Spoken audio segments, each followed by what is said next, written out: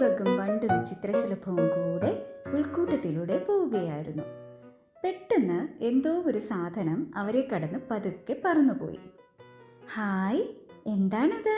ഇതുപോലെ ഒന്ന് കണ്ടിട്ടേ ഇല്ലല്ലോ, ചിത്രശലഭം പറഞ്ഞു. അതൊരു പഴമാണോ? ഞാനൊന്ന് കടിച്ചു നോക്കാം. വണ്ട് പതുക്കെ പറന്നുയർന്ന് അതിലൊന്ന് കടിച്ചു. ബ്ലൂപ്പ് എന്ന ശബ്ദത്തോടെ അത് പൊട്ടി. മുഖത്ത് മുഴുവൻ വെള്ളമായപ്പോൾ നാണത്തോടെ വണ്ട് തിരികെ വന്നു. അയ്യേ വണ്ടേ, അതൊരു കുമിളയാണ്. ഇങ്ങനെ തൊട്ടാലത് പൊട്ടിപ്പോകും. അപ്പോൾ അവിടേക്ക് വന്ന വിട്ടിൽ വണ്ടിനെ കളിയാക്കി. അപ്പോഴേക്കും അടുത്ത കുമിള അവിടേക്ക് പറന്നു വന്നു. ഇതിനെ ഞാൻ പിടിക്കും, ശലഭം പറഞ്ഞു.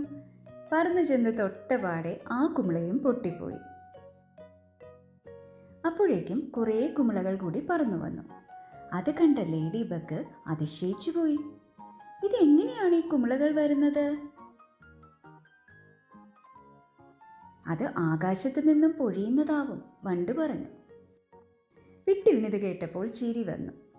ആരെങ്കിലും ഉണ്ടാക്കുന്നതാവും ഈ കുമിളകൾ. വരൂ, നമുക്ക് പോയി നോക്കാം, വിട്ടിൽ പറഞ്ഞു. അവരെല്ലാം കൂടി കുമിളകൾ വരുന്ന വഴിയേ നടന്നുപോയി. കുറേ ചെന്നപ്പോൾ കണ്ടു, അതാ അവിടെ ഒരു കുട്ടി ഒരു പാത്രത്തിലെ വെള്ളത്തിൽ ഒരു സാധനം മുക്കി ഊതുമ്പോഴാണ് ഈ കുമിളകൾ ഉണ്ടായി വരുന്നത്. ഹേയ്, നമുക്കും അവിടെ പോയി അതിൽ ഊതി കുമിളകൾ ഉണ്ടാക്കാമോ? ചിത്രശലഭം ചോദിച്ചു. ഏയ്, അങ്ങോട്ട് പോയാൽ ആ കുട്ടി നമ്മളെ ഉപദ്രവിക്കും. നമുക്ക് എല്ലാവർക്കും കൂടി ഒരു കുമിളയെ പൊട്ടാതെ പിടിച്ചെടുത്താലോ? പക്ഷേ വളരെ സൂക്ഷിച്ചു വേണം കുമിളയെ കൈകാര്യം ചെയ്യാൻ, കേട്ടോ, വിട്ടിൽ പറഞ്ഞു.